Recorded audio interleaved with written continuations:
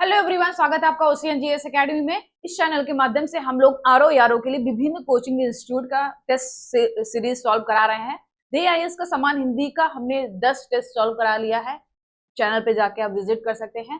समान अध्ययन जो जीएस का पार्ट है वो टेस्ट 3 तक कवर हो चुका है। टेस्ट 4 का पार्ट 1 सेट 1 हमने कवर कर दिया है 60 क्वेश्चन तक। तो आज हम लोग देखेंगे उसके आगे के क्वेश्चन। तो स्टार्ट करते हैं आज के सेशन को और देखते हैं हमारा पहला क्वेश्चन हमारा कि निम्नलिखित में से कौन सा एक युग्म सही सुमेलित नहीं है। पहला, इंसुलिन बीटा कोशिका, ग्लूकागॉन अल्फा कोशिका, progesterone Graafian follicle and somatostatin gamma कोशिका। तो आपको बताना है इनमें से कौन सा सही नहीं है। अगर बात करें इंसुलिन की तो ये बीटा कोशिका, ये बिल्कुल सही है, राइट। ग्लूकागॉन ये अल्फा कोशिका, ये भी बिल्कुल सही है। सोमेटोस्टैटिन गामा कोशिका, ये भी बिल्कुल सही है। लेकिन प्रोजेस्टेरोन ये गलत है। ये कौन सी कोशिका का कारण होता है? कार्प चल्यूटियम, कार्प चल्यूटियम कोशिका के कारण होता है, कोशिका के कारण होता है, कोशिका के कारण होता है, राइट। और ग्राफियन फॉलिकल से क्या होता है? एस्ट्रोजन स्राव होता है। क्या होता है? Oestrogen, right. तो हमारा राइट आंसर क्या हो जाएगा? सी, जो कि सुमेलित नहीं है, उसका सही मैंने लिख दिया है। और ग्राफियन फॉलिकल से क्या होता है? Oestrogen, right. बढ़ते अगले क्वेश्चन की ओर।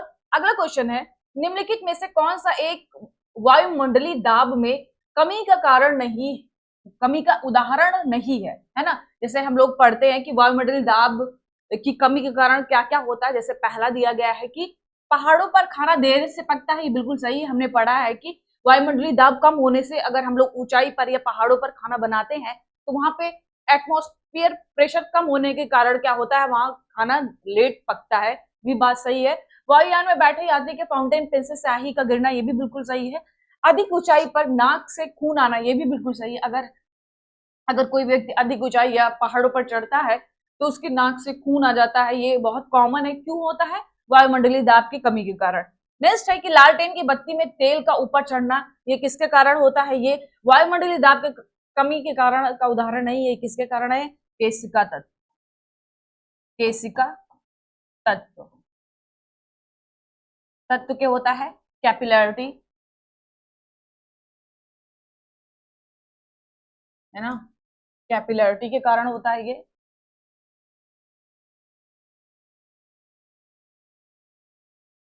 ओके, तो हमारा राइट आंसर क्या हो जाएगा? D option. लालटेन की बत्ती में तेल का ऊपर चढ़ना केशिका तत्व या कैपिलरिटी के कारण होता है। तो राइट आंसर क्या हो जाएगा हमारा? राइट आंसर क्या हो जाएगा? डी। नेक्स्ट हमारा निम्नलिखित कथनों पर विचार करें। विटामिन डी को हार्मोन माना जाता है। विटामिन ए को संक्रमण रोधी विटामिन भी कहा जाता है। आपको बताना सत्य कथन, केवल एक सही है, केवल दो सही है, एक तथा दो दोनों सही है, ये ना तो एक सही ना तो दो सही। अगर हम लोग बात करें विटामिन डी को, तो विटामिन डी को हार्मोन भी माना जाता है, ये बिल्कुल बात सही है। दूसरा क्या है? विटामिन ए को संक्रमण रोधी विटामिन भी कहा जाता है, ये भी बात बिल्कुल सही है। तो दोनों बात सही है। तो राइट आंसर क्या हो जाएगा हमारा? C option. राइट आंसर क्या हो जाएगा? सी। थोड़ा सा हम लोग देख लेते हैं कि थोड़ा सा विटामिन के बारे में, है ना, थोड़ा सा जान लेते हैं विटामिन के बारे में। थोड़ा सा हम लोग जानेंगे विटामिन के बारे में, है ना, क्योंकि एग्जाम में पूछ लेता है रासायनिक, उसके रासायनिक नाम, तो थोड़ा सा जान लेते हैं हम लोग।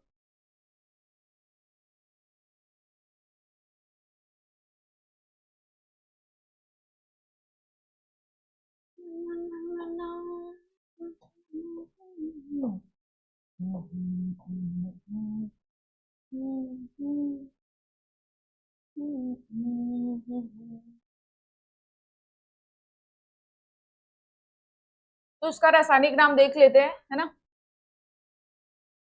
क्या होगा? विटामिन। पहली बात, विटामिन की खोज किसने करी? विटामिन की खोज किसने करी थी? पहली बात तो फंक ने करी थी। कब करी थी? 1911 में, 1911 में।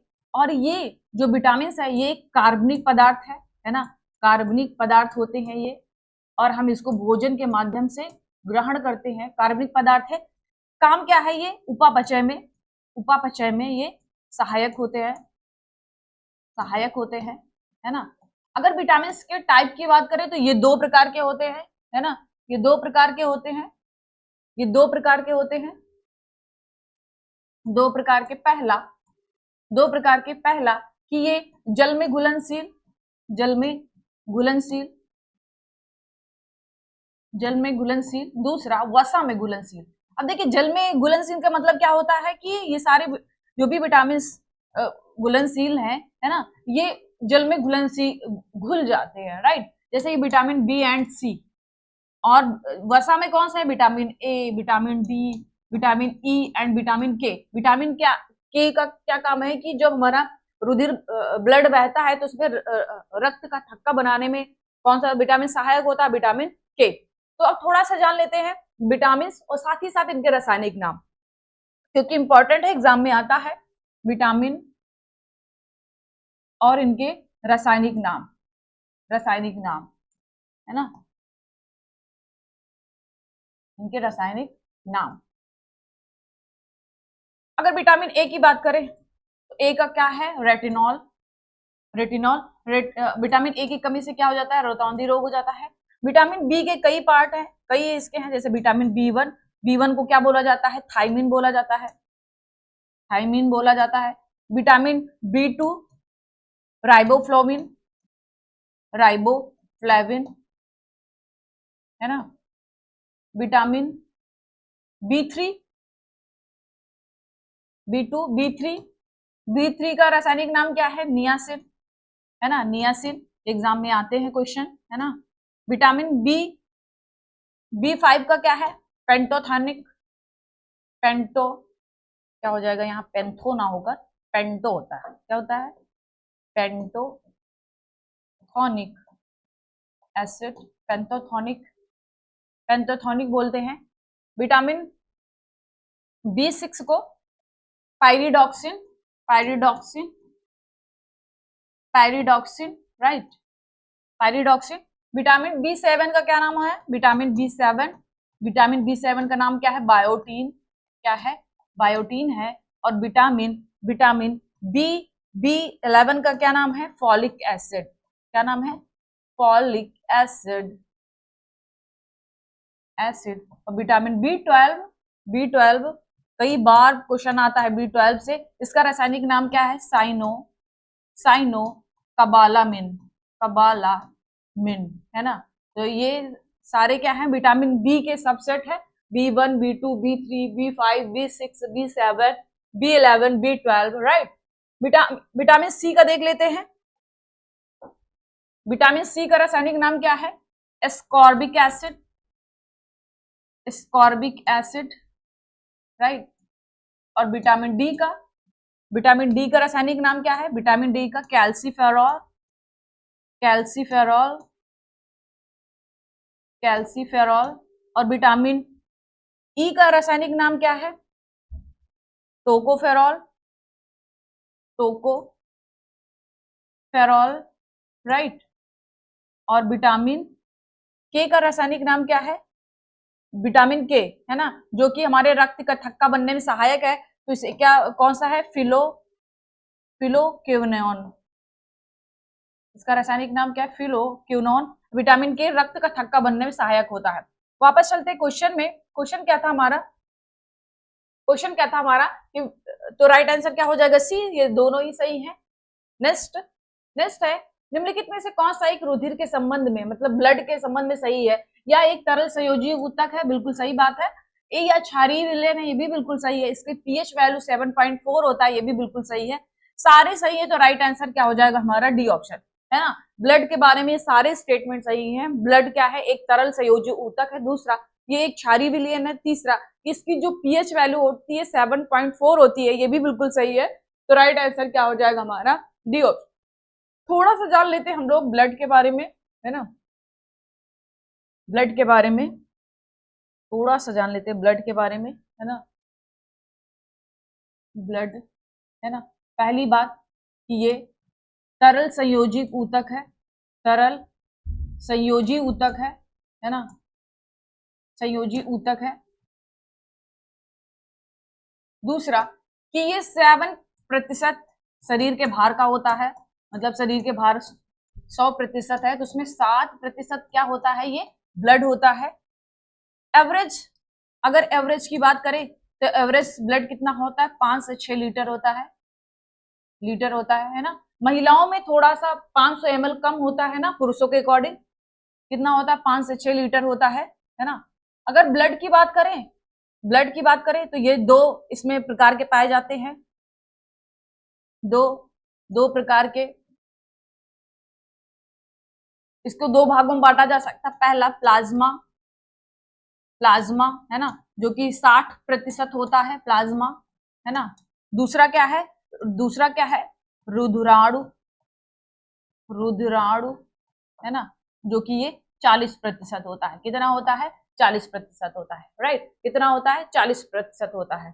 प्लाज्मा में की बात करें तो इसमें 90% तो हमारा पानी होता है, 7% प्रोटीन होता है इसमें, है ना, और बाकी अन्य होते हैं। बाकी में क्या होता है, अन्य।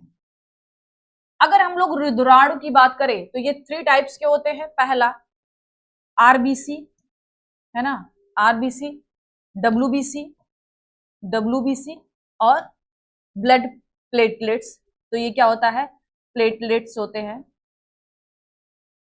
प्लेटलेट्स कमी किसके कारण होता है, जब डेंगू फीवर होता है ना, तो इसमें क्या होता है, बहुत जल्दी से प्लेटलेट्स कम हो जाते हैं। आरबीसी की बात करें तो इनका जो जीवन काल होता है ना, जो इनका जीवन काल होता है 20 से 120 दिन होता है। कितना होता है, 20 से 120 दिन होता है। और ये कहाँ पे इनका निर्माण होता है, तो अस्थि मज्जा, है ना, बोन मैरो। और ये मरते कहाँ पे है, कि लीवर या प्लीहा में। कहाँ पे, लीवर या प्लीहा में इनकी मृत्यु हो जाती है ना। अगर डब्ल्यूबीसी की बात करें तो डब्ल्यूबीसी, जैसे आरबीसी का काम क्या है ना, आरबीसी का काम क्या है कि ये आरबीसी का काम क्या है कि ये ब्लड को ऑक्सीजन ले जाते हैं, है ना, और CO2 शरीर में ऑक्सीजन ले जाते हैं और बाकी अंगों से ये CO2 बाहर ले आते हैं। वैसे ही डब्ल्यूबीसी का काम क्या होता है कि ये शरीर की रक्षा करता है ना, शरीर में जो रोग प्रतिरोधक क्षमता होती है उसका विकास करता है। इसका कार्यकाल की बात करें तो ये 2 से 4 दिन इसका कार्यकाल रहता है, 2 से 4 दिन इसका कार्यकाल रहता है। प्लेटलेट्स की बात करें तो प्लेटलेट्स 3 से 5 दिन इसका कार्यकाल रहता है। और इसकी जो, इसका भी क्या है, अस्थि मज्जा में निर्मित होता है। और ये मरता कहाँ पे है, इसका प्लीहा में, है ना। तो इतनी बात आपको इसमें याद रखनी है ना। ओके, बढ़ते हैं क्वेश्चन की ओर। तो क्वेश्चन हमारा क्या था, तो सारे स्टेटमेंट ब्लड के बारे में सही, तो राइट आंसर क्या हो जाएगा, डी, है ना। नेक्स्ट है, कुछ कवकों द्वारा एफ्लाटॉक्सिन नामक जहरीला पदार्थ उत्पन्न किया जाता है, जिससे शरीर का कौन सा अंग प्रभावित होता है ना। कुछ कवकों द्वारा एफ्टॉक्सिन नामक जहरीला पदार्थ उत्पन्न किया जाता है, जिससे शरीर का कौन सा अंग प्रभावित होता है, यकृत, वक्र मतलब किडनी, फेफड़ा, लंग्स, हृदय, हार्ट।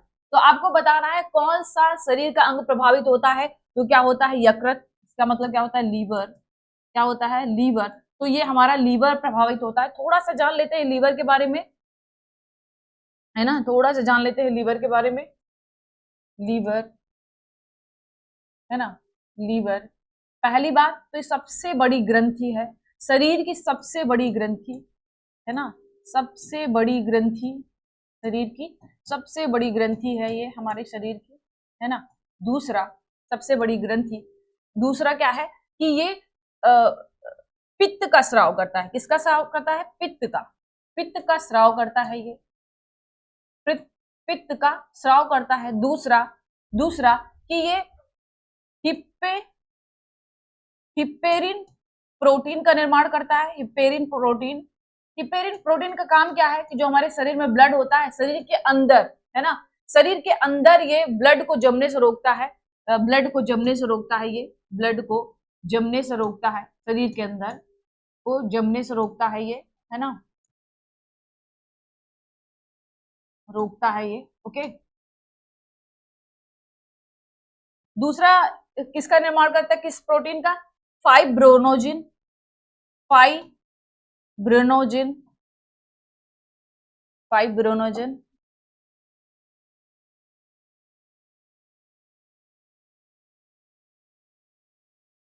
इससे क्या होता है, इसी के कारण, है ना, इसी के कारण क्या होता है, रक्त क्या होता है, प्रोटीन का उत्पादन करता है जो रक्त के जमने में सहायक होता है, जो रक्त जमने में सहायक होता है, रक्त जमने में सहायक होता है। अब सोचिए रक्त जमने में सहायक कैसे, जैसे हमारे कुछ चोट लग जाता है ना, कोई चोट लग जाता है, ब्लड निकलने लगता है, तो रक्त का थक्का बनने के कारण ही कुछ समय बाद हमारा जो ब्लड का फ्लो है वो बंद हो जाता है। तो किस प्रोटीन के कारण होता है, फाइब्रिनोजन। कौन उत्पादित करता है, ये हमारा लीवर करता है, राइट। कौन करता है, हमारा लीवर करता है, राइट। ओके, है ना।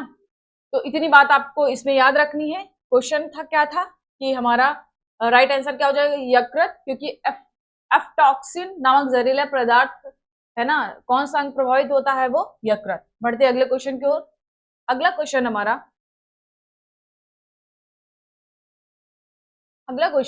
कि निम्नलिखित नीचे दिए गए कथन दिया गया है, जैसे कि कथन है और कारण भी है और आपको आंसर बताना है कौन सा होगा। जैसे दिया गया है कि कारण कथन क्या है, आयोडीन युक्त नमक है ना, आयोडीन युक्त नमक का सेवन थायराइड ग्रंथि के नियंत्रण में उपयोग होता है। बिल्कुल बात सही है। शरीर में आयोडीन की कमी से थायराइड ग्रंथि में वृद्धि हो जाती है, ये भी बिल्कुल सही है। अगर हमारे शरीर में आयोडीन की कमी हो जाती है तो थायराइड ग्रंथि में क्या हो जाता है, वृद्धि हो जाता है। दोनों ही बात सही है। तो पूछा गया है कि इसका राइट आंसर क्या होगा, इसका राइट आंसर क्या हो जाएगा, जो कि देखो आयोडीन युक्त नमक का सेवन थायराइड ग्रंथि के नियंत्रण में उपयोग होता है, क्योंकि शरीर में आयोडीन की कमी से थायराइड ग्रंथि में वृद्धि हो जाती है। दोनों ही बात सही है। आर ए की सही व्याख्या भी कर रहा है, तो राइट आंसर क्या हो जाएगा हमारा, ए ऑप्शन। बढ़ते अगले क्वेश्चन की ओर। अगला क्वेश्चन है, निम्नलिखित में से कौन सा एक विषाणुओं में सजीवों का लक्षण नहीं है। क्या कहता है कि निम्नलिखित में से कौन सा विषाणुओं में सजीवों का लक्षण नहीं है, तो आपको बताना है कौन सा इसमें लक्षण नहीं है ना, कौन सा इसमें लक्षण नहीं है, तो आपको इसमें बताना है क्या है। जैसे बात करते हैं लक्षण नहीं, जैसे आरएनए की उपस्थित, दूसरा है डीएनए की उपस्थित, तीसरा है गुणन या जीव द्रव्य का अभाव। तो आपको बताना है इसमें से कौन सा सही है। जो विषाणु में सजीवों, देखो विषाणु निर्जीव अवस्था में भी रहता है, सजीव अवस्था में भी रहता है। निर्जीव अवस्था में कब रहता है, जब वो अकेले रहता है। किसी के शरीर में प्रवेश कर गया तो वो क्या होता है, वो एक्टिव हो जाता है, वो सजीव हो जाता है। तो पूछा गया है सजीव के लक्षण नहीं है, बाकी क्या है, आरएनए की उपस्थित ये लक्षण है। अगर सजीव होगा तो आरएनए की उपस्थित होगा, डीएनए की उपस्थित होगा, उसमें गुणन भी होगा, बहुत जल्दी बढ़ते हैं। जीव द्रव्य का अभाव होता है, ये क्या है, सजीवों के लक्षण का उदाहरण नहीं है, है ना। जीव द्रव्य का अभाव नहीं होता, जीव द्रव्य पाया जाता है। तो राइट आंसर क्या हो जाएगा हमारा, डी ऑप्शन। क्या हो जाएगा हमारा, डी ऑप्शन। थोड़ा सा जान लेते हैं विषाणु के बारे में, है ना, थोड़ा सा जान लेते हैं विषाणु के बारे में। वायरस, विषाणु, विषाणु, है ना, विषाणु। विषाणु क्या है, बहुत अति सूक्ष्म, अति सूक्ष्म, अति सूक्ष्म ये जीव होते हैं, है ना, अति सूक्ष्म होते हैं ये, अकेस्की जीव, राइट। तीसरा क्या है कि ये मृत और जीवित के बीच कड़ी माने जाते हैं, मृत और जीवन के बीच कड़ी माने जाते हैं, मृत व जीवन के बीच कड़ी माने जाते हैं, है ना, कड़ी माना जाता है। ये किसी के शरीर में जाता है तो ये एक्टिव हो जाता है, ओके, राइट। अगर ये विषाणु जीवित होते हैं तो क्या लक्षण रहता है ना, अगर जीवित होते हैं तो क्या लक्षण होते हैं, अगर जीवित होता है तो, जीवित होता है तो, है ना, जीवित होता है तो क्या क्या लक्षण होते हैं ना। अगर कोई विषाणु जीवित है तो उसके क्या क्या लक्षण है, जैसे कि, है ना, अनुवांशिक पदार्थ, अनुवांशिक पदार्थ जैसे डीएनए वगैरह, है ना, अनुवांशिक पदार्थ उपस्थित रहता है उसमें, है ना। दूसरा अनुवांशिक पदार्थ, दूसरा कि उसमें गुणन की क्षमता होती है, क्या होती है, गुणन की क्षमता होती है। अगर वो निर्जीव अवस्था में है, अगर वो निर्जीव अवस्था में है तो क्या क्या उसके क्या क्या उसकी खास बातें रहेंगी, विशेषताएं क्या रहेंगी कि जीव द्रव्य व कोशिकांग, है ना, कोशिकांग का अभाव रहता है। क्या रहता है? कोशिकांग का अभाव रहता है, राइट। क्या रहता है? कोशिकांग का अभाव रहता है। दूसरे क्या खास बात रहती है कि वो निर्जीव अवस्था में रहता है? दूसरा कि वो श्वसन व उत्सर्जन का अभाव रहता है, उत्सर्जन का अभाव रहता है, उत्सर्जन का अभाव रहता है। तीसरा क्या रहता है कि निर्जीव के समान ये निर्जीव के समान ये क्या करते हैं, ये निर्जीव के समान ये क्रिस्टल बनाया जा सकता है, इनका क्रिस्टल बनाया जा सकता है ना। तो ये खास बातें थी, बनाया जा सकता है। ये खास बातें थी किसके सकता है, ये खास बातें थी विषाणु का, है ना। किसका था? विषाणु का। ओके, चलते हैं क्वेश्चन में। तो जीव द्रव्य का अभाव होता है, ये निर्जीव का उदाहरण होता है कि निर्जीव अवस्था में है वो, है ना। इसमें है निर्जीव अवस्था में है ना, निर्जीव अवस्था में, निर्जीव अवस्था का ये गुण है। ओके, बढ़ते अगले क्वेश्चन की ओर। अगला क्वेश्चन कहता है हमारा, प्रकाश की किरण को पूर्ण आंतरिक परावर्तन के लिए निम्नलिखित में से किससे गुजारना होगा। कहने का तात्पर्य क्या है कि अगर प्रकाश का पूर्ण आंतरिक परावर्तन कराना है तो निम्नलिखित में से प्रकाश को किससे गुजारना होगा। पहला है कि वायु से कांच में, दूसरा कांच से जल में, तीसरा वायु से जल में या जल से कांच में। तो आपको बताना है किससे गुजारना होगा जिससे कि पूर्ण आंतरिक परावर्तन हो, है ना, पूर्ण आंतरिक परावर्तन हो। आपको बताना है पूर्ण आंतरिक परावर्तन, तो आपको बताना है किसमें। तो इसका आंसर क्या हो जाएगा? कांच से जल में। किसमें? कांच से जल में। अब देखिए, किसी भी प्रकाश का पूर्ण आंतरिक परावर्तन होने के लिए पहला शर्त क्या होना चाहिए कि जो प्रकाश है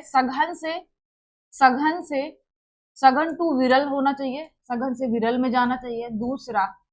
दूसरा कि जो इसका आपतन कोण है ना, आपतन कोण क्रांतिक कोण से, आपतन कोण जो है क्रांतिक कोण से बड़ा होना चाहिए। आपतन कोण क्रांतिक कोण से क्या होना चाहिए? बड़ा होना चाहिए।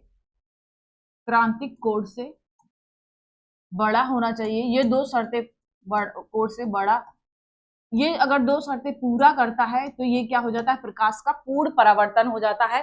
तो कांच से जल में ये एक अगर ऐसा होगा तो पूर्ण आंतरिक परावर्तन होता है। पूर्ण आंतरिक परावर्तन के उदाहरण क्या है ना, जैसे कि हीरे का चमकना, है ना, कांच में दरारें पड़ जाती हैं तो उस दरारों का चमकना, मरीचिका बनता है ना, ये सारे क्या है? ये सारे क्या है? अगर जल में पड़ी परख नली, है ना, टेस्ट ट्यूब वो चमकती है, तो ये सारे किसके हैं? पूर्ण आंतरिक परावर्तन के ही उदाहरण है। तो राइट आंसर क्या हो जाएगा? बी। नेक्स्ट, निम्नलिखित में से कौन सा एक प्रतिजैविक है? क्या है? प्रतिजैविक है। पहला सोडियम बाइकार्बोनेट, दूसरा अल्कोहल, तीसरा यीस्ट या तीसरा है स्ट्रेप्टोमाइसिन। तो आपको बताना है कौन सा ये प्रतिजैविक है। तो राइट आंसर क्या हो जाएगा हमारा? D option. क्या हो जाएगा हमारा? D option.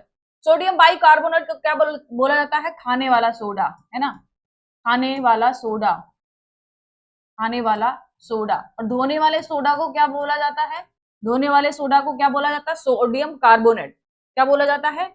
Sodium carbonate, sodium carbonate, carbonate, है ना,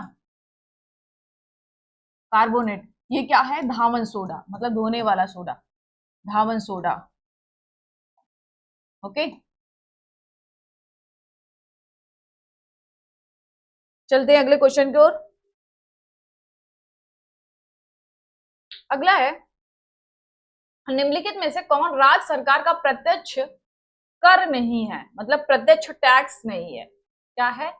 प्रत्यक्ष टैक्स नहीं है। देखिए, टैक्स दो प्रकार के होते हैं, प्रत्यक्ष कर होता है और अप्रत्यक्ष कर होता है। प्रत्यक्ष कर ये होता है जिस पर टैक्स लगाया जाता है, भुगतान भी वही पर्सन करता है। अप्रत्यक्ष में क्या होता है कि आप किसी पर टैक्स लगा सकते हैं लेकिन वो इंसान भुगतान ना कर कोई दूसरा पार्टी भुगतान करता है, वो क्या कहता है? अप्रत्यक्ष कर, राइट।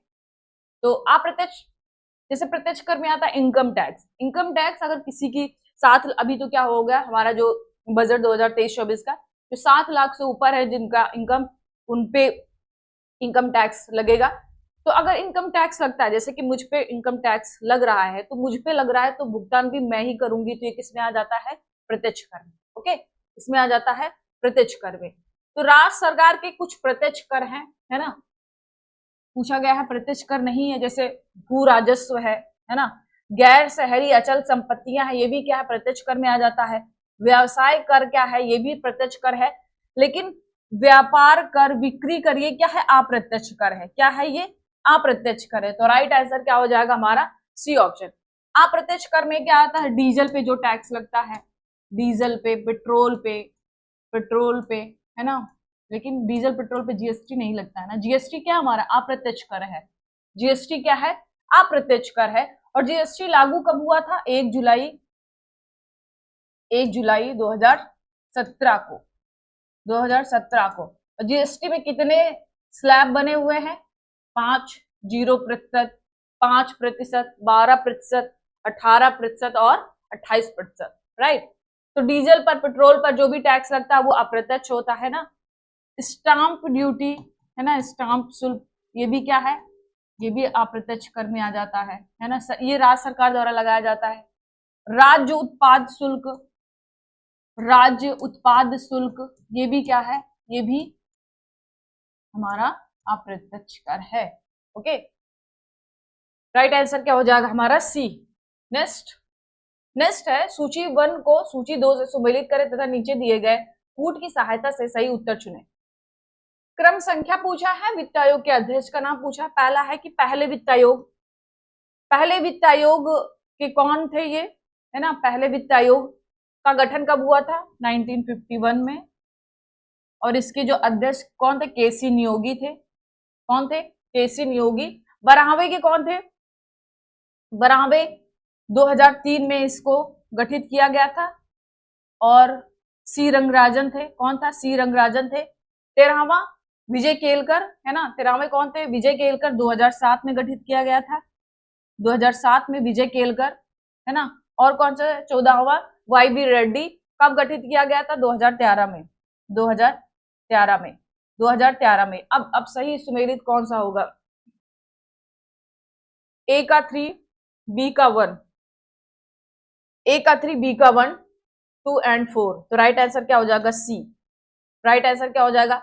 जो 15वां वित्त आयोग है हमारा, 15वां वित्त आयोग है, 2017 में इसको गठित किया गया था। इसका कार्यकाल कितना है? 2021 से 2026, है ना, 2021 से 2026।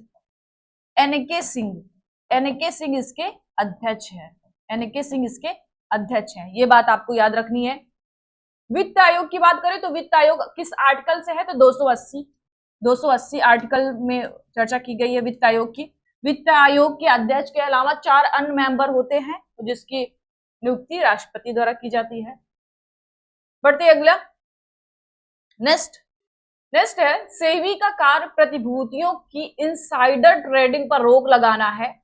दूसरा है कि इनसाइडर ट्रेडिंग शेयर बाजार से संबंधित व अवैध कार्य है जिसमें किसी कंपनी के कर्मचारी या कोई संबंधित व्यक्ति द्वारा आंतरिक सूचनाओं का उपयोग करके शेयर ट्रेडिंग किया जाता है ना।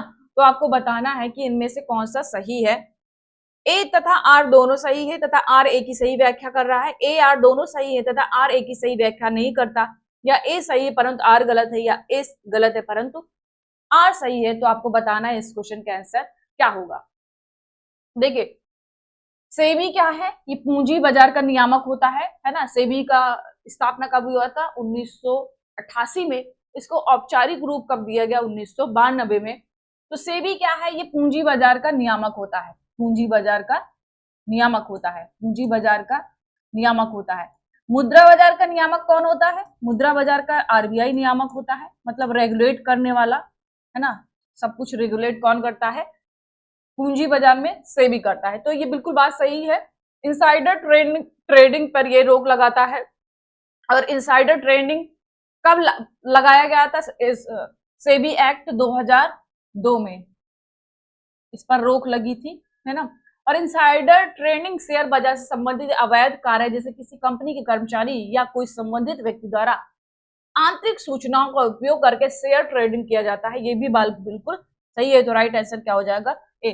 देखिए इनसाइडर ट्रेडिंग क्या होता है? इनसाइडर ट्रेडिंग क्या होता है कि जैसे मैं किसी कंपनी में काम कर रही हूँ, मान लेते हैं एक्स कंपनी में मैं काम कर रही हूँ, एक्स कंपनी अपना शेयर जो है शेयर मार्केट में बेचना चाहता है, शेयर बाजार में बेचना चाहता है, तो उसके अंदर मैं काम करती हूँ तो सारी मुझे पता है कि शेयर की वैल्यू क्या है, शेयर की वैल्यू कम हो रही है कि ज्यादा हो रही, तो इन सबको जो इन सब सूचनाओं है ना, इन सूचनाओं को प्रयोग मैं गलत तरीके से करूं, है ना, गलत तरीके से किसी को ट्रेड कर दूं, तो ये क्या होता है? हमारा इनसाइडर ट्रेडिंग होता है। ट्रेडिंग है ना, ट्रेनिंग नहीं है, ट्रेडिंग है ना, इनसाइडर ट्रेडिंग, राइट। तो राइट आंसर क्या हो जाएगा हमारा? ए। बढ़ते हैं अगले क्वेश्चन की ओर। अगला क्वेश्चन हमारा कि 1992-93 में चालू खाते पर रुपए की आंशिक परिवर्तनीयता को स्वीकार किया गया है। दूसरा, हवाला बाजार विदेशी मुद्रा के क्रय विक्रय का एक प्रकार का वैधानिक बाजार है। तो आपको बताना है कि इनमें से कौन सा असत्य कथन नहीं है। असत्य कथन नहीं है, तो आपको बताना है इनमें से असत्य कथन नहीं है ना। 1992-93 में चालू खाते पे रुपए के आंशिक परिवर्तनीयता को स्वीकार किया गया है ना, तो आपको इसमें बताना है कि कौन सा इसमें गलत नहीं है। ओके, तो क्वेश्चन क्या है? पूछा गया है कि असत्य कथन सही नहीं है ना, असत्य कथन सही नहीं है, तो इसमें राइट आंसर क्या हो जाएगा? केवल एक सही नहीं है ना, केवल एक। कौन सा असत्य कथन सही है? सही असत्य कथन नहीं है ना, असत्य कथन नहीं है मतलब क्या है? जो इसमें सही है, तो राइट आंसर केवल ए है। क्या है? ए। तो राइट आंसर क्या हो जाएगा? ए। हवाला बाजार क्या होता है? ये क्रय विक्रय का एक प्रकार का काला बाजार होता है। क्या होता है? हवाला बाजार क्रय विक्रय का होता है। क्या होता है? क्रय विक्रय का होता है। ओके, क्रय विक्रय का ये काला बाजार होता है, काला बाजार, राइट, काला बाजार। तो राइट आंसर क्या हो जाएगा? ए। बढ़ते अगले क्वेश्चन की ओर। और 1992-93 में चालू खाते पर रुपए की आंशिक परिवर्तनीयता को स्वीकार कर लिया गया, बिल्कुल सही है ना। चालू खाते पर इसको स्वीकार किया गया है, अभी पूंजे खाते पर बिल्कुल भी नहीं स्वीकार किया गया है ना, तो राइट आंसर क्या हो जाएगा हमारा? A option. बढ़ते अगले क्वेश्चन की ओर। अगला क्वेश्चन कहता है हमारा कि आपको योजना दे दिया गया है और प्रारंभ वर्ष दे दिया गया है, तो आपको बताना इनमें से कौन सा सुमेलित है ना, कौन सा सुमेलित है। क्या दे दिया गया है? ईयर दे दिया गया है और सारी योजनाएं दे दी गई। ओके, जैसे मेक इन इंडिया, तो इसकी शुरुआत कब हुई? 25 सितंबर 2014, ये बिल्कुल सही सुमेलित है ना। प्रधानमंत्री जीवन ज्योति बीमा योजना, प्रधानमंत्री जीवन ज्योति बीमा योजना, इसकी शुरुआत कब हुई थी? 9 मई 2015 को, ये भी बिल्कुल सही है ना। और स्टैंड अप इंडिया, इसकी स्थापना कब हुई थी? 6 जनवरी 2016 को, ये भी बिल्कुल सही है। प्रधानमंत्री आवास योजना जो ग्रामीण की है, 20 नवंबर 2016 को, तो बिल्कुल सही सुमेलित है, तो राइट आंसर क्या हो जाएगा हमारा? D option. क्या हो जाएगा हमारा? डी ऑप्शन, है ना। नेक्स्ट है, शेयर बाजार में कारोबार करने के लिए डीमेट खाता खुलवाना अनिवार्य है। नेक्स्ट है कि डीमेट खाता धारक को इसके लिए सालाना फीस देनी पड़ती है, तो आपको बताना है कौन सा कथन सही है, कौन सा कथन सही है ना। तो आपको बताना है कौन सा कथन सही है। शेयर बाजार में कारोबार करने के लिए सबसे पहले आपको डीमेट खाता खुलवाना पड़ता है, ये अनिवार्य है, ये बात बिल्कुल सही है। और डीमेट खाता खुल गया है तो उस खाता धारक को थोड़ा सा फीस पे करना पड़ता है सालाना, ये भी बात सही है। तो राइट आंसर क्या हो जाएगा हमारा? C option. क्या हो जाएगा हमारा? C option. दोनों ही बातें सही है, तो राइट आंसर क्या हो जाएगा? सी। नेक्स्ट है बोल्ट, है ना। बोल्ट पीपी मॉडल के अंतर्गत ओ का आशय है। क्या है? ओ का आशय क्या है? बोल्ट पे देखिए, बी का क्या होता है? बिल्ड होता है। ओ का क्या होता है? ऑपरेट होता है। और एल का क्या होता है? लीज होता है। टी का मतलब क्या होता है? ट्रांसफर होता है। तो पीपी मॉडल के अंतर्गत ओ का आशय क्या होता है? ओ का आशय क्या है? ओ का आशय क्या है ना, पूछा गया है ओ का आशय क्या है, तो ऑन होता है। ऑन होता है। क्या होता है? ऑन होता है, मतलब इसका मालिक कौन है, राइट। तो राइट आंसर क्या हो जाएगा हमारा? B option. क्या हो जाएगा हमारा? B option. बी का यहाँ पे क्या मतलब है? बिल्ड कौन कर रहा है ना, बिल्ड, है ना। ऑपरेट कौन कर रहा है ना, ऑपरेट कौन कर रहा है, और लीज या ट्रांसफर। ओके, लीज और ट्रांसफर। यहाँ पे ओ का क्या मतलब हो जाएगा, ऑन हो जाएगा। तो राइट आंसर क्या हो जाएगा हमारा, बी ऑप्शन। बढ़ते अगले क्वेश्चन की ओर। अगला क्वेश्चन हमारा कि the rise and growth of economic nationalism in India के लेखक कौन थे। क्वेश्चन क्या है, the rise and growth of economy nationalism in India के लेखक कौन थे। दादा भाई नौरोजी, डॉक्टर एम विश्वेश्वरैया, पार्थ सारथी गुप्ता या बिपिन चंद्र। तो आपको बताना है इसके लेखक कौन थे, इसके लेखक कौन थे। तो the rise and growth of economic nationalism in India, इसके लेखक कौन थे, बिपिन चंद्र थे। कौन थे, बिपिन चंद्र थे। राइट, तो राइट आंसर क्या हो जाएगा हमारा, डी ऑप्शन। दादा भाई नौरोजी की बात करें तो दादा भाई नौरोजी ने ही पहली बार राष्ट्रीय आय की गणना करी थी, है ना, राष्ट्रीय आय की गणना करी थी, गणना करने का प्रयास किया था इन्होंने, राष्ट्रीय आय की गणना करने का प्रयास किया था। और जब इन्होंने गणना किया था तो 20 रुपए प्रति व्यक्ति इनकम निकली थी हमारे भारत में, है ना। तो राइट आंसर क्या हो जाएगा, डी ऑप्शन। नेक्स्ट है, देश में अवसंरचना परियोजनाओं के कार्य को त्वरित करने हेतु राष्ट्रीय निवेश और अवसंरचना कोष के गठन को स्वीकृति प्रदान की गई थी कब, है ना। NIIF को के गठन को स्वीकृति प्रदान की गई थी कब। तो आपको बताना है जुलाई 2015 में, जून 2010 में, या अप्रैल 2016 या मई 2017 में। तो आपको बताना है कि कब इसकी गठन की स्वीकृति दी गई थी। तो कब दिया गया था, जुलाई 2015 में। कब दिया गया था, जुलाई 2015 में। ये अवसंरचनात्मक परियोजना के लिए कार्य करता है ये NIIF। राइट, राइट आंसर क्या हो जाएगा हमारा, ए। नेक्स्ट है, निम्नलिखित में से किस प्रकार की बेरोजगारी पूर्ण रोजगार की स्थिति में भी अर्थव्यवस्था में विद्यमान रहती है।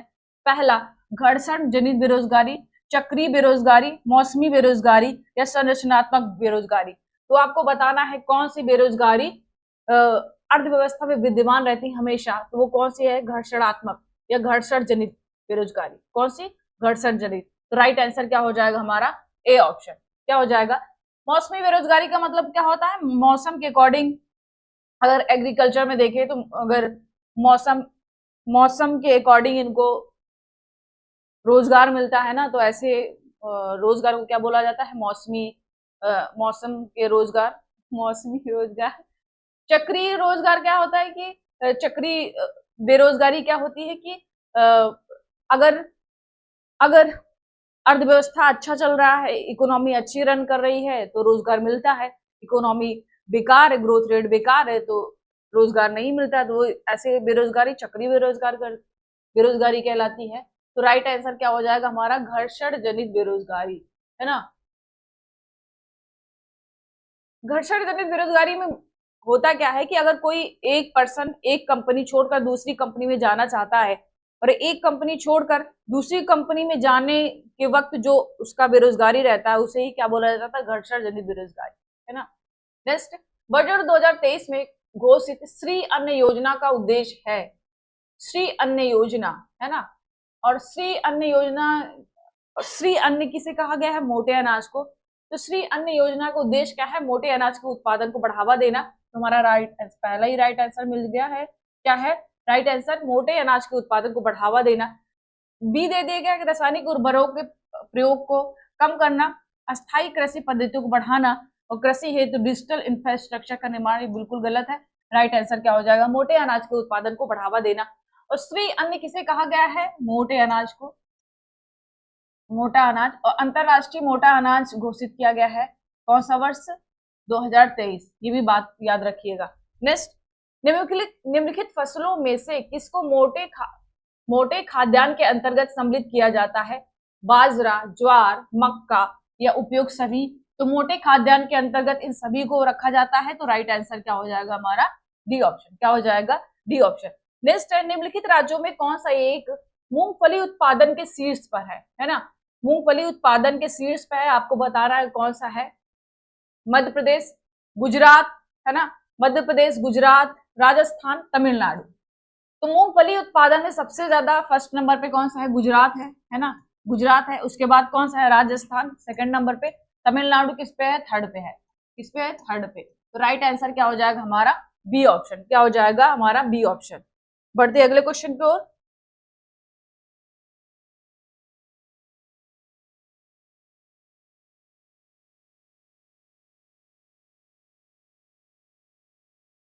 अगला क्वेश्चन 84, बीमा नियामक एवं विकास प्राधिकरण इरडई की स्थापना किस समिति की सिफारिश पर की गई थी, है ना, किस समिति की सिफारिश पर की गई थी आपको बताना है। पहला है विमल जलान समिति, दूसरा उषा थोराट समिति, तीसरा है एम.वी. नायर समिति या मल्होत्रा समिति। तो आपको बताना है किस समिति के लिए ये बनाया गया था। तो ये मल्होत्रा समिति के उस पे बनाया गया था, है ना। मल्होत्रा समिति कब बनाया गया था, ये 2000 में, 2000 ईस्वी में, है ना। इसी के सिफारिश पर इरडई की स्थापना करी गई थी। तो राइट आंसर क्या हो जाएगा हमारा, डी ऑप्शन। नेक्स्ट है, निम्नलिखित युग्मों में से कौन सा एक सही सुमेलित है ना, सही सुमेलित है। ये मानक दे दिया गया है और उसके सामने विशेषताएं दे दी गई हैं। जैसे ISO 900 पर्यावरण प्रबंधन संबंधित है, ISO 1400 ये क्या है, गुणवत्ता प्रबंधन है, ISO 50001 ये ऊर्जा प्रबंधन है, ISO 31000 ये खाद्यान्न सुरक्षा प्रबंधन है। तो आपको बताना है कि इनमें से कौन सा गलत है, इनमें से कौन सा गलत है। अगर बात करें ISO 900 का, तो ये पर्यावरण प्रबंधन संबंधित है, बिल्कुल सही है। ISO 14000 ये गुणवत्ता प्रबंधन से सही, ये भी बिल्कुल सही है। ISO 3100 ये खाद्य सुरक्षा प्रबंधन से संबंधित, ये भी सही है। लेकिन गलत क्या है हमारा, सी ऑप्शन, है ना, सी ऑप्शन, है ना। तो राइट आंसर क्या हो जाएगा हमारा, एक सही पूछा गया है। क्या पूछा गया है, सही पूछा गया है।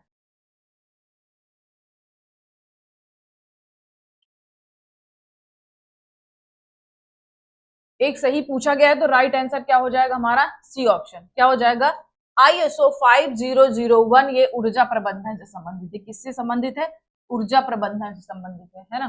तो राइट आंसर क्या हो जाएगा हमारा, C option. Next, Uttar Pradesh सरकार द्वारा किस वर्ष तक उत्तर प्रदेश के कृषि निर्यात को, इसको क्वेश्चन क्या था मैंने पढ़ा, सही नहीं है ना।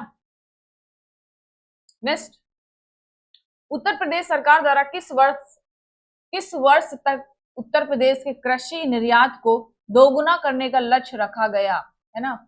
दोगुना करने का लक्ष्य रखा गया है, वर्ष 2022 तक, वर्ष 2024 तक, या वर्ष 2030 तक, या वर्ष 2032 तक। तो उत्तर प्रदेश सरकार द्वारा किस वर्ष तक उत्तर प्रदेश के कृषि निर्यात को दोगुना करने का लक्ष्य रखा गया है। तो ये कब तक दोगुना हो जाएगा, 2024 तक, वर्ष 2024 तक। तो राइट आंसर क्या हो जाएगा हमारा, बी ऑप्शन, क्या हो जाएगा हमारा, बी ऑप्शन। बढ़ते अगले क्वेश्चन की ओर। अगला क्वेश्चन कहता है हमारा कि निम्नलिखित में से लक्ष्य प्रतिशत से अधिक वृद्धि दर प्राप्त करने वाली पंचवर्षीय योजना है, तीसरी, 9वीं, 7वीं या 10वीं, है ना।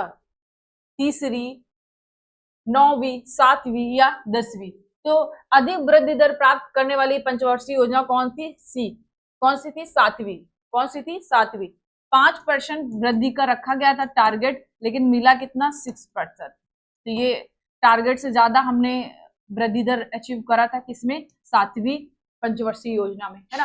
पंचवर्षीय योजना कब स्टार्ट हुई थी, 1951 में पहली पंचवर्षीय योजना, 1951 से 56 तक, है ना। पहली पंचवर्षीय योजना जो कृषि से संबंधित थी, कृषि पर जोर दिया गया था, राइट। तो राइट आंसर क्या हो जाएगा हमारा, सी ऑप्शन।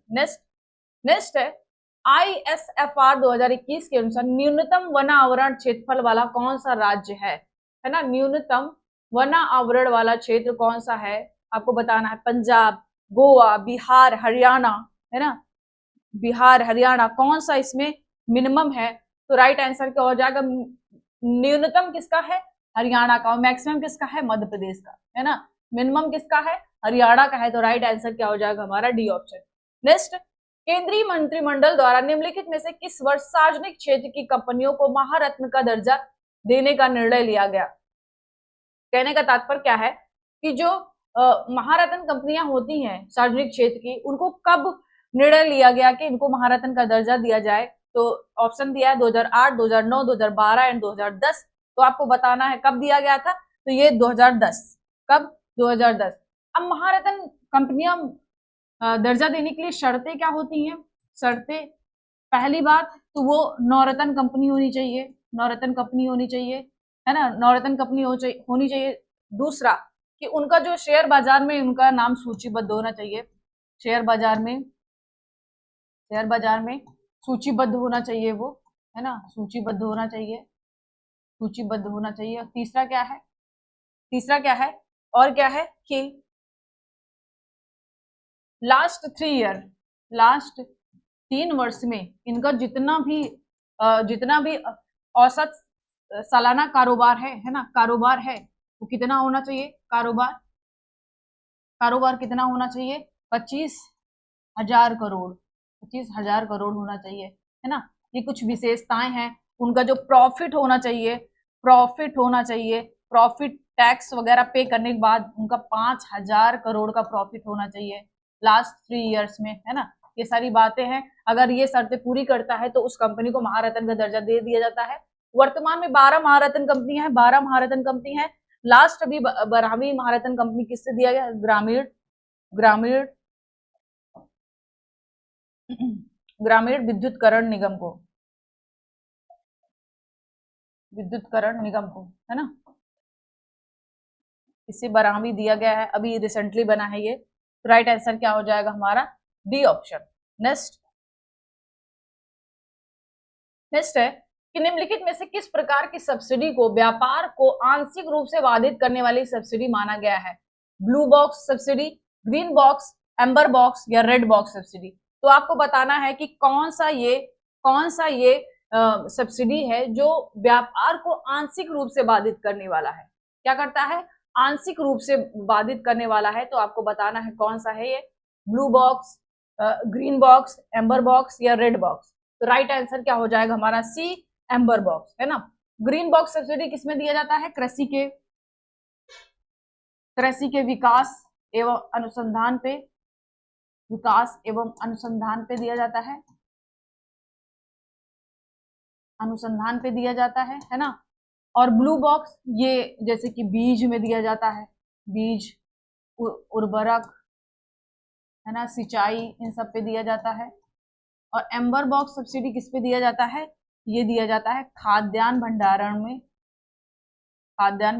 में दिया जाता है। जितने भी इससे संबंधित कंपोनेंट है उन सब पे दिया जाता है। तो राइट आंसर क्या हो जाएगा हमारा, सी ऑप्शन। बढ़ते हैं नेक्स्ट है वेबरीज वक्र के संबंध में निम्नलिखित कथनों में से कौन सा सही है ना। वेबरीज के संबंध में क्या सही है, इसके द्वारा बेरोजगारी के स्तर और रोजगार उपलब्धता के मध्य आरेखीय संबंध प्रदर्शित किया जाता है। बिल्कुल सही है, वेबरीज वक्र यही होता है। वस्तुतः दोनों के मध्य विलोम संबंध पाया जाता है। हाँ बिल्कुल सही है, बेरोजगारी दर और उसके बेरोजगारी के स्तर और रोजगार में क्या होता है, विलोम संबंध होता है। दोनों ही बातें सही है। तो राइट आंसर क्या हो जाएगा हमारा, C option. Next, world investment report निम्नलिखित में से किस संस्था द्वारा प्रतिवर्ष जारी किया जाता है। क्या है, वर्ल्ड इन्वेस्टमेंट रिपोर्ट किस संस्था द्वारा जारी किया जाता है। आपको बताना है WEF, है ना, IMF या वर्ल्ड बैंक या अंगटाड। तो वर्ल्ड इन्वेस्टमेंट रिपोर्ट अंगटाड द्वारा प्रकाशित किया जाता है। तो राइट आंसर क्या हो जाएगा हमारा, डी ऑप्शन। क्या हो जाएगा, डी ऑप्शन। क्या हो जाएगा हमारा, डी ऑप्शन। राइट आंसर क्या हो जाएगा, डी। SDR क्या है, IMF में यूज होने वाला ये मुद्रा होता है SDR, है ना। SDR में कितने मुद्रा है, तो 5 है, 5 है। डॉलर हो गया, येन हो गया, पाउंड हो गया, यूरो हो गया, रेमनबी हो गया जो कि चाइना का है। नेक्स्ट, भारत समावेशी नवाचार कोष की स्थापना की गई। भारत समावेशी नवाचार कोष की स्थापना की गई कब, वर्ष 2014 में, वर्ष 2015 में, वर्ष 2016 में, वर्ष 2017 में। तो आपको बताना है कि भारत समावेशी नवाचार कोष की स्थापना कब की गई। ये कब की गई, 2014 में। कब की गई, 2014 में। तो राइट आंसर क्या हो जाएगा हमारा ए ऑप्शन। बढ़ते नेक्स्ट, मानव विकास सूचकांक को बनाने में निम्नलिखित में से किस एक का आधार का प्रयोग नहीं किया जाता। मानव विकास सूचकांक कब स्टार्ट हुआ था, UNDP द्वारा स्टार्ट किया गया, UNDP द्वारा। और किसका किसका सहयोग रहा 1990 में, किसका किसका सहयोग रहा, महबूब उल हक और अमात्य सेन, अमात्य सेन के प्रयासों से, अमात्य सेन है ना, इनके प्रयासों से मानव विकास सूचकांक SDR है ना, इसको स्टार्ट किया गया था। शिशु लिंगानुपात, शैक्षिक स्तर, जीवन प्रत्याशा, प्रति व्यक्ति आय पूछा गया है। इसमें 3 ही कंपोनेंट का प्रयोग किया जाता है, 3 घटक इसके। तो पूछा गया कौन सा घटक नहीं है ना, कौन सा घटक नहीं, तो आपको बताना है वो कौन सा घटक नहीं है। तो आंसर क्या हो जाएगा, है ना, क्या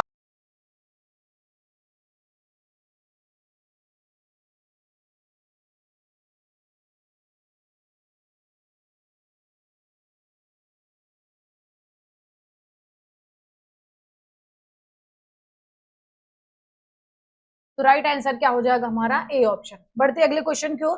अगला क्वेश्चन कहता है हमारा ट्रिम्स का विस्तारित रूप है, ट्रिम्स का विस्तारित रूप है, आपको बताना है इसका फुल फॉर्म क्या है, ट्रिम्स का, है ना। तो ट्रिम्स का फुल फॉर्म क्या है, ट्रिम्स का ट्रेड रिलेटेड इन्वेस्टमेंट मेजर्स, क्या है, ट्रेड रिलेटेड इन्वेस्टमेंट मेजर्स। तो राइट आंसर क्या हो जाएगा हमारा सी ऑप्शन, क्या हो जाएगा हमारा सी ऑप्शन। ओके,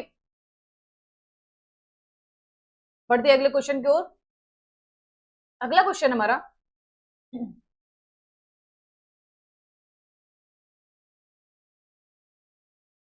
अगला क्वेश्चन कहता है हमारा,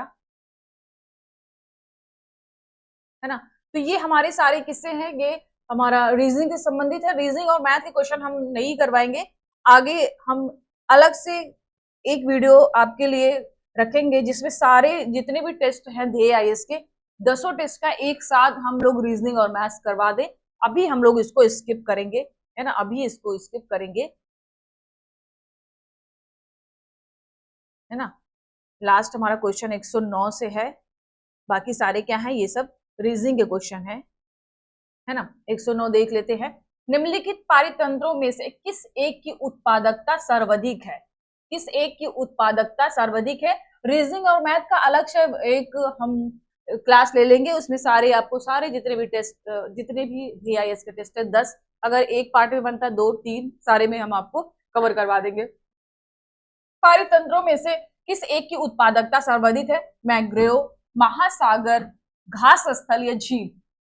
आपको पता है कि इन पारितंत्रों में सबसे ज्यादा उत्पादकता मैंग्रोव की होती है ना, किसकी होती है, मैंग्रोव की होती है। फिर किसकी होती है, सेकंड नंबर पे घास स्थल आता है, ये क्वेश्चन आ जाता है सीक्वेंस में लगाने के लिए, है ना, घास स्थल। फिर थर्ड नंबर पे आता है हमारा झील, और फोर्थ स्थल पे आता है हमारा महासागर। जो कि उत्पादकता सर्वाधिक पूछा है, तो राइट आंसर क्या हो जाएगा हमारा ए ऑप्शन, क्या हो जाएगा हमारा A option. Okay, right. Next next question हमारा कि जो कि 110 है ना, क्वेश्चन नंबर 110, राष्ट्रीय साक्षरता मिशन की स्थापना कब हुई थी। राष्ट्रीय साक्षरता मिशन, राष्ट्रीय साक्षरता मिशन, राष्ट्रीय साक्षरता मिशन 2009, 1988, 1989 या 2007। तो आपको बताना है राष्ट्रीय साक्षरता मिशन की स्थापना कब हुई थी। तो इसकी स्थापना हुई थी 5 मई 1988 को। तो राइट आंसर क्या हो जाएगा हमारा बी ऑप्शन, राइट आंसर क्या हो जाएगा हमारा बी ऑप्शन, है ना। ये 2007 तक, ये 2007 तक, है ना, 2007 तक ये क्या करता था, 15 से 35 वर्ष के लोगों के लिए था, ये 15 से 35 वर्ष के लिए लोगों के लिए था। लेकिन 2000 में इसका नाम परिवर्तित करके क्या लिखा गया, क्या कर दिया गया, साक्षर भारत, साक्षर भारत मिशन, साक्षर भारत मिशन, है ना। 2009 में इसका नाम परिवर्तित करके क्या कर दिया गया, साक्षर भारत मिशन, है ना। तो राइट आंसर क्या हो जाएगा हमारा बी ऑप्शन, 1988, 5 मई 1988 को राष्ट्रीय साक्षरता मिशन की स्थापना की गई और 2007 तक 15 से 25 वर्ष के लोगों के लिए लाया गया था राष्ट्रीय साक्षरता मिशन। नेक्स्ट, निम्नलिखित कथनों में से कौन सा असत्य है, आपको असत्य बताना है। उत्तर प्रदेश में सिंचाई नलकूपों के माध्यम से की जाती है, हाँ बिल्कुल सही है। प्रदेश में इसका उपयोग सन 1930 में सर्वप्रथम सहारनपुर में शुरू हुआ था। आपको बताना है कि कौन सा सही है ना, कौन सा इसमें सही है, आपको बताना है कौन सा सही है। इसमें पूछा गया है कि नलकूपों के माध्यम से की जाती है, और दूसरा क्या है, असत्य पूछा है ना, ध्यान दीजिएगा, सत्य नहीं है, असत्य पूछा है। सर्वप्रथम सहारनपुर में शुरू किया गया, तो आपको बताना, लेकिन ये सही है, जो कि असत्य पूछा है तो आंसर क्या हो जाएगा, ना तो एक ना तो दो, ना तो एक ना तो दो। सर्वप्रथम लेकिन सहारनपुर में ना होकर मेरठ में किया गया था। किसमें किया गया था? मेरठ में। कहाँ पे? मेरठ में हुआ था ये। सर्वप्रथम इसका प्रयोग 1930 में मेरठ में किया गया था। इसका मतलब ये हमारा असत्य है ना। तो राइट आंसर क्या हो जाएगा? B option. क्या हो जाएगा? B option. क्या हो जाएगा हमारा? बी ऑप्शन, है ना। क्या हो जाएगा? बी ऑप्शन, है ना। मेरठ में नहीं है ना। कहाँ हुआ था? सहारनपुर नहीं है, कहाँ पे हुआ था? मेरठ में। ये बात आप याद रखिएगा। राइट आंसर क्या हो जाएगा? बी, जो कि पूछा गया गलत, तो एक ही गलत है, सहारनपुर ना होकर यहाँ पे हो जाना चाहिए मेरठ। नेक्स्ट, मार्कोसुर एक मुक्त व्यापार संगठन है जो संबंधित है। क्या नाम है इसको? मार्कोसुर एक मुक्त व्यापार संगठन है जो संबंधित है कहाँ? उत्तरी अमेरिका से, पूर्वी यूरोप, दक्षिणी पूर्व एशिया, दक्षिणी अमेरिका से। तो मार्कोसुर कहाँ से संबंधित है? दक्षिण अमेरिका संबंधित है। राइट आंसर क्या हो जाएगा हमारा? D option. दक्षिणी अमेरिका में दो लैंड लॉक्ड कंट्री है, कौन सा? बोलिविया और पराग्वे। बोलिविया और पराग्वे, ये बात याद रखिएगा, है ना। पराग्वे, ये दो बात। दक्षिण अमेरिका में, है ना, दक्षिण अमेरिका में सबसे बड़ी जो पर्वत श्रृंखला है एंडीज पर्वत श्रृंखला कहाँ पे है? साउथ अमेरिका में है ये। राइट, तो राइट आंसर क्या हो जाएगा? डी। नेक्स्ट, गंगोत्री नदी किस स्थान पर गंगा नदी से मिल जाती है? सॉरी, गोमती है ना। गोमती नदी किस स्थान पर गंगा नदी से मिल जाती है? गाजीपुर, जौनपुर, बलिया या सुल्तानपुर। तो आपको बताना है कि किस जगह पे, ये यूपी स्पेशल का प्रश्न है ना, किस स्थान पर मिल जाता है। तो अगर बात करें गोमती नदी, तो ये फुलहर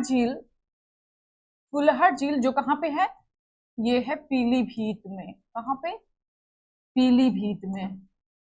पीलीभीत, यहीं से निकलती है ये और फ्लो करती है। इसकी लंबाई कितनी है? 940 किलोमीटर, लगभग 940 किलोमीटर है। फ्लो करती हुई गाजीपुर के पास, है ना, ये फ्लो करती हुई यूपी के गाजीपुर के पास एक कैथी स्थान है, ये कैथी में आके गंगा से मिल जाती है। तो राइट आंसर क्या हो जाएगा हमारा? A option. गोमती नदी कहाँ पे है? तो गोमती नदी गंगा से कहाँ मिलती है? गाजीपुर में। Next, non fire plastic clay Uttar Pradesh के किस क्षेत्र में पाया जाता है? Non fire plastic clay UP के किस क्षेत्र में पाया जाता है? पहला, मकरी एवं खो क्षेत्र मिर्जापुर में, सोनराई क्षेत्र ललितपुर, भीखमपुर क्षेत्र ललितपुर या कजराहट क्षेत्र सोनभद्र। तो आपको बताना है ये कहाँ पे पाया जाता है नॉन फायर प्लास्टिक क्ले। तो ये कहाँ पाया जाता है? मरकरी एवं खो क्षेत्र मिर्जापुर में। कहाँ पे है ये क्षेत्र? मिर्जापुर में है। सोनराई क्षेत्र कहाँ पाया जाता है? ये तांबे के लिए पाया जाता है, इसके लिए, तांबे के लिए, है ना। और भीखमपुर क्षेत्र ये सोने के लिए प्रसिद्ध है, सोना पाया जाता है यहाँ पे, राइट, सोना। और कजराहट क्षेत्र सोनभद्र ये डोलोमाइट के लिए है। किसके लिए है? डोलोमाइट के लिए है। ये बात आप इसमें याद रखिएगा। तो राइट आंसर क्या हो जाएगा हमारा? ए। नेक्स्ट, प्रोजेक्ट एलिफेंट के अंतर्गत उत्तर प्रदेश एलिफेंट रिजर्व की स्थापना कब की गई थी? है ना। प्रोजेक्ट एलिफेंट कब चलाया गया था? 1992, है ना। हाथियों के संरक्षण के लिए चलाया गया था। तो पूछा गया कि उत्तर प्रदेश एलिफेंट रिजर्व की स्थापना की गई थी, मतलब यूपी में इसकी स्थापना कब की गई थी, आपको बताना है। तो इसकी स्थापना कब की गई थी? सितंबर 2009 में। तो राइट आंसर क्या हो जाएगा हमारा? A option. क्या हो जाएगा हमारा? A option. इसके तहत क्षेत्र कितना रिजर्व है हमारा? 744 किलोमीटर वर्ग स्क्वायर में ये क्षेत्र संरक्षित है। किसके लिए? हाथियों के लिए, है ना। यूपी में हाथी कहाँ पे मिलते हैं? तराई क्षेत्र में मिलते हैं। तराई क्षेत्र हुआ जो शिवालिक के गिर पद है, वहां पे शिवालिक के गिर पदों में हाथी पाए जाते हैं। शिवालिक गिर पदों में ये पाए जाते हैं हाथी यूपी में, है ना। तराई क्षेत्र और शिवालिक के गिर पदों में ये हाथी पाए जाते हैं। 744 किलोमीटर का क्षेत्र, किलोमीटर स्क्वायर का क्षेत्र रिजर्व है हाथियों के लिए। तो राइट आंसर क्या हो जाएगा हमारा? A option. नेक्स्ट बढ़ते अगले क्वेश्चन की ओर। अगला क्वेश्चन कहता है जनगणना 2011 के अनुसार उत्तर प्रदेश की कुल कार्यशील जनसंख्या के कितने प्रतिशत लोग कृषि एवं संबद्ध क्षेत्र में नियोजित है ना। कुल कार्यशील जनसंख्या में कितने प्रतिशत लोग कृषि एवं कृषि से संबद्ध क्षेत्र से संबंधित है, आपको बताना है। तो इसका आंसर क्या हो जाएगा?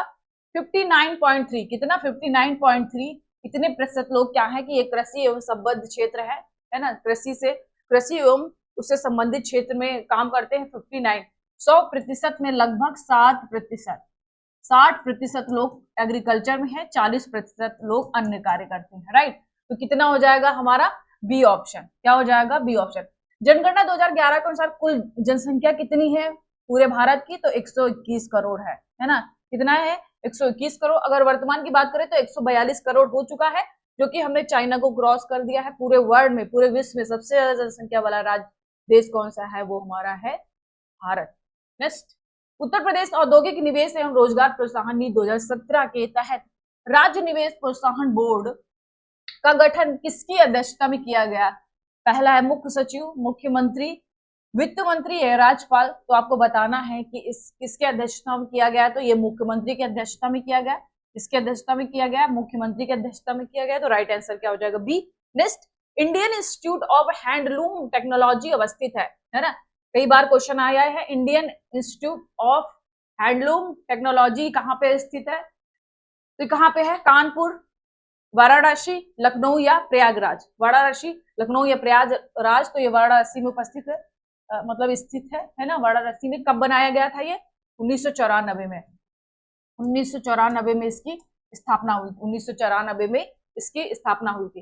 कानपुर में प्लास्टिक सिटी है, प्लास्टिक सिटी बनाया जा रहा है ना, प्लास्टिक सिटी। अगर बात करें लखनऊ की तो साइंस सिटी है ना, साइंस सिटी कहाँ पे है, लखनऊ में है। कई सारी चीजें लखनऊ में अवस्थित है ना। कंप्यूटर एडेड डिजाइनिंग कहाँ पे है, टेक्नोलॉजी, बायोटेक्नोलॉजी पार्क कहाँ पे, लखनऊ में है ना। तो ये बात, इतनी बात आपको याद रखनी है। राइट आंसर क्या हो जाएगा बी। नेक्स्ट, जनगणना 2011 के अनुसार निम्नलिखित में से किस एक की जनसंख्या की 10 की वृद्धि दर सर्वाधिक रही, है ना। जैसे आप सभी को पता है 10 की वृद्धि दर सर्वाधिक कहाँ की रही, मेघालय, उत्तर प्रदेश, दादर नागर हवेली या अरुणाचल प्रदेश। इसका राइट आंसर क्या हो जाएगा हमारा, अगर राज्यों और उसका लिया जाए, है ना, राज्य और यूटी दोनों को मिला के लिया जाए, तो सबसे ज्यादा दादर एवं नागर हवेली की 10 की वृद्धि दर थी। अगर राज्यों में लिया जाए तो मेघालय का लगभग 27% है ना, 27%। फर्स्ट नंबर पे मेघालय है, सेकंड नंबर पे हमारा अरुणाचल है ना, सेकंड नंबर पे अरुणाचल है। उत्तर प्रदेश की कितना था, 21 पॉइंट समथिंग था, है ना, 21 पॉइंट समथिंग वृद्धि दर से ये यूपी की जनसंख्या वृद्धि करी थी। तो राइट आंसर क्या हो जाएगा सी। नेक्स्ट है, निम्नलिखित में से कौन सी जनजाति सोनभद्र में नहीं पाई जाती, पूछा है सोनभद्र में नहीं पाई जाती। पहाड़िया, सहारिया, बैगा या खरवार। तो आपको बताना कौन सी जनजाति ये नहीं पाई जाती सोनभद्र में। देखिए पहाड़िया, बैगा और खरवार, ये दोनों तीनों सोनभद्र में पाई जाती है। सहारिया कहाँ पाई जाती है, ललितपुर में। कहाँ पे, ललितपुर में। ललितपुर कहाँ किस लिए प्रसिद्ध है, तांबे के लिए, है ना, तांबे के लिए ललितपुर, है ना। तो राइट आंसर क्या हो जाएगा हमारा बी ऑप्शन, क्या हो जाएगा हमारा बी ऑप्शन, क्या हो जाएगा हमारा बी ऑप्शन। नेक्स्ट है, अप्रैल 2023 में किस देश द्वारा बड़ी बिल्लियों के लिए इंटरनेशनल बिग कैट अलायंस के गठन की घोषणा की गई।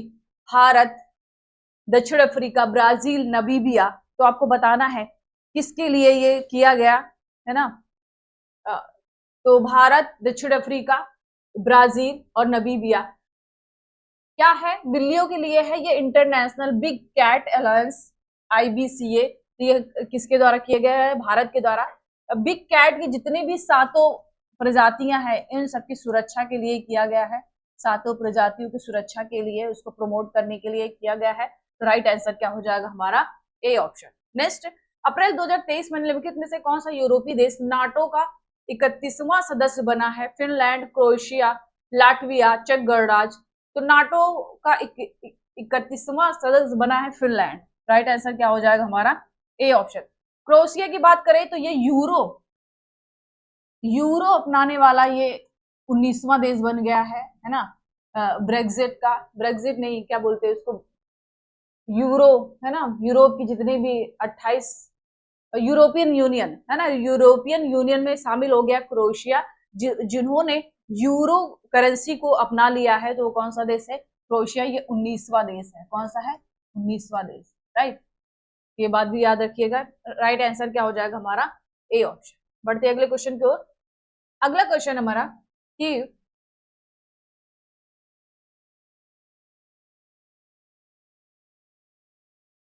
अगला क्वेश्चन कहता है हमारा कि अप्रैल 2023 में क्रिस्टीना कोच मिसल आर्टेमिस 2 के तहत चंद्रमा पर जाने वाली पहली महिला अंतरिक्ष यात्री बनी। वह किस देश की निवासी है ना?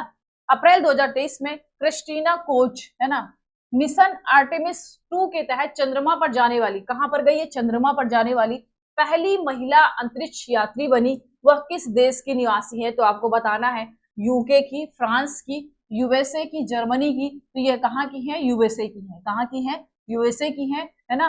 कब गई थी? अप्रैल 2023 में। कहाँ पे गई? चंद्रमा पर गई।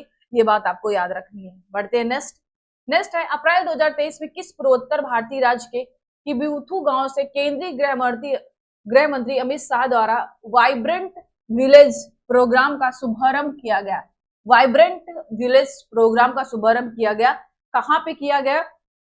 सिक्किम, असम, अरुणाचल प्रदेश या मिजोरम, है ना? तो इसका राइट आंसर क्या हो जाएगा हमारा? अरुणाचल प्रदेश। अरुणाचल प्रदेश की बात करें तो यहाँ पे कितने दर्रे हैं?